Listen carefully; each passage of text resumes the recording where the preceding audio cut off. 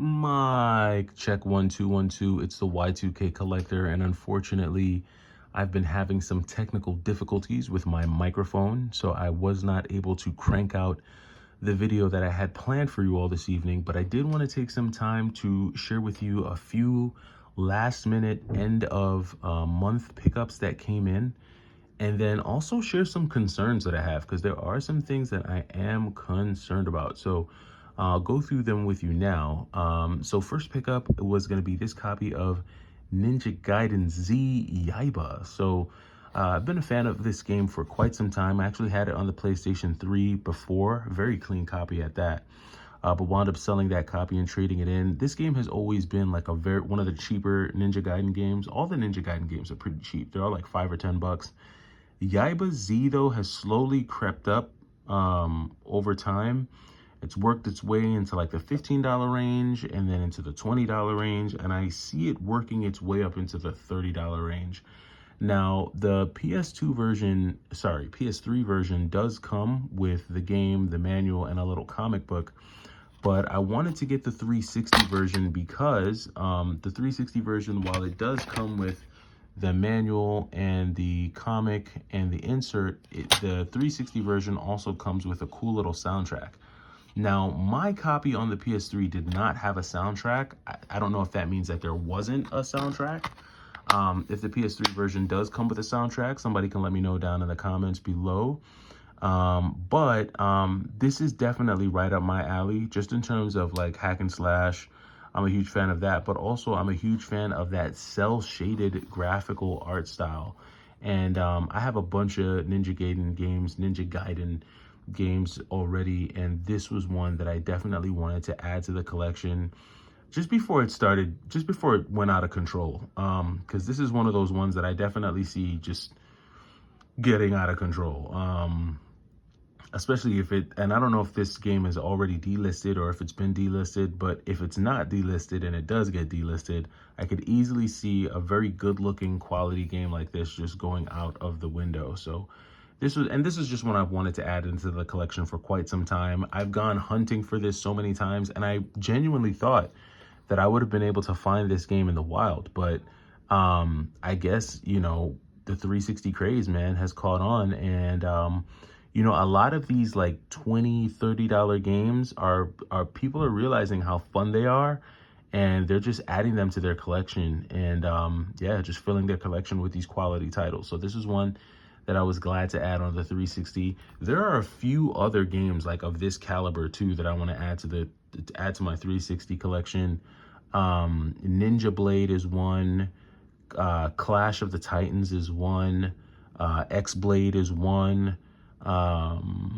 There's a few out there that I want to add, but one at a time, little by little, I'll add them. Hopefully I'll be able to get my hands on them while they're all still in that $15 to $10 range before they just get crazy.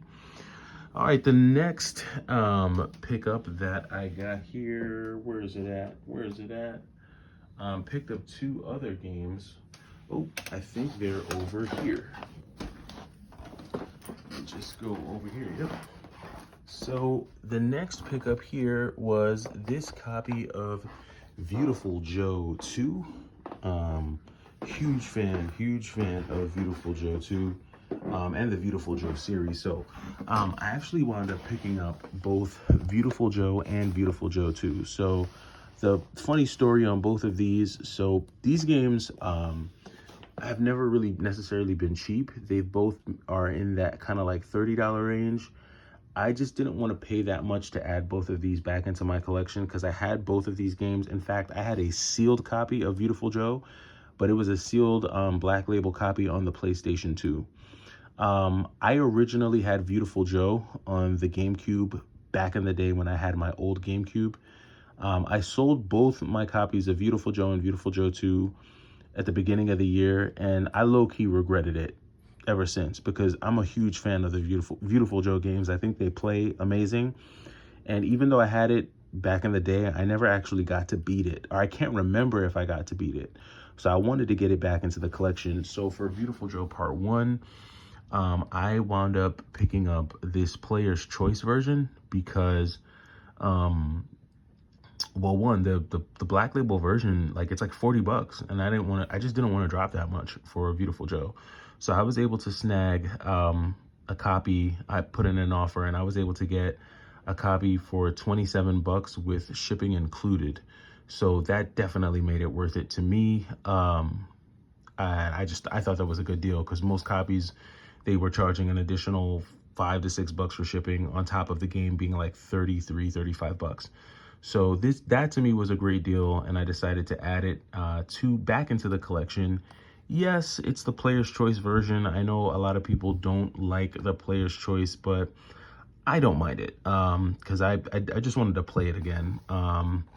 And I wanted to make sure that it did come complete. It's just so hard to get this game complete, but found a copy. The disc is in really good condition, and for 27 bucks, I am not mad at all, because I know if I would have ran into this at GameStop for 27 bucks, I would have picked it up, no hesitation, especially if it was in this condition.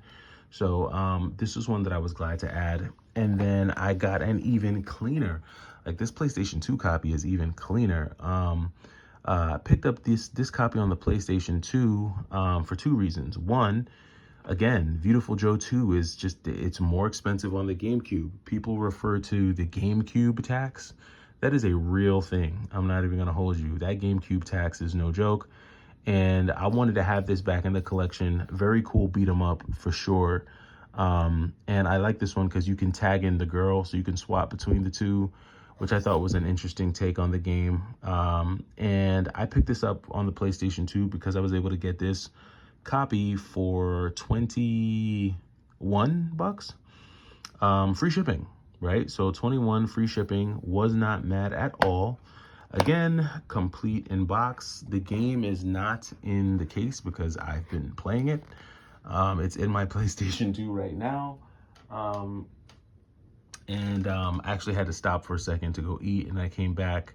I sound like I'm 12, but yeah, I had to stop and go eat and come back. But yeah, it's in my PlayStation 2 right now. I'm actually currently playing Viewtiful Joe 2. I wanted to play my GameCube version, but I left my GameCube controller in storage. I have the GameCube up here, but it's just in storage, so I gotta, actually no, that's not true. I just saw it just now. Look at that. There goes my GameCube controller. And why is this Xbox 360 tray open? And here goes my GameCube controller. So yes, I am going to be playing Viewtiful Joe Part 1 here in a second. And this controller is picked up at GameStop. But there goes the GameCube right there. But yeah, so anyway, I've been playing Part 2. Gonna keep on playing Part 2. I'm a fan of these games. Definitely a fan of these games. Glad that I got these pickups. Got them at a decent price, right? Didn't get them at yard sale or thrift store prices, but I'm willing to make the concession for the condition that they're in. Complete and great condition. So I'm glad to be able to add all three of those to the collection.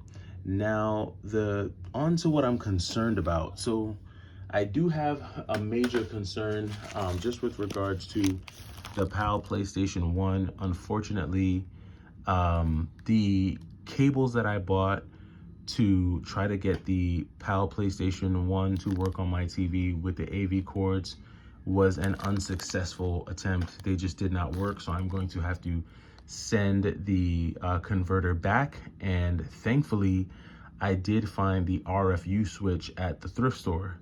That $1.50 was $1.50 well spent, and it's pretty much going to be what I'll have to use to play Rapid Reload in the meantime, and I'll have to send this back. So it was concerning that it didn't work. Obviously, I'm not going to get the best picture or the best sound playing Rapid Reload via RFU, but it is what it is. At least it works. And I'll let you know how it goes. As soon as I can get it to fit the screen a little bit better, I'll try to get some gameplay footage and share it with you all, share it with the Y2K crew. But that does it for me for now. I'm gonna go ahead and try to get my technical difficulties sorted out so that I could get this video filmed and set for you guys for tomorrow. And until then, you all take it easy. It's the Y2K Collector. Catch you in the next video.